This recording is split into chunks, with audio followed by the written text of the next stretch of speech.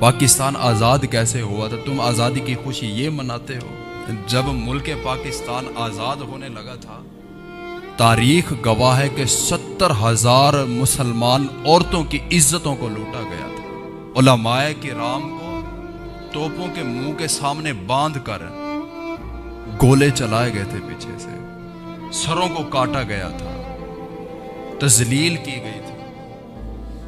मुसलमान औरतें हिंदुओं की, सिखों के बच्चे पैदा कर रही थी और दीवारों के टेक लगा लगा कर रो रो कर कहती थी कि कोई मोहम्मद बिन कासिम आएगा, हमें छुड़वा कर ले जाए।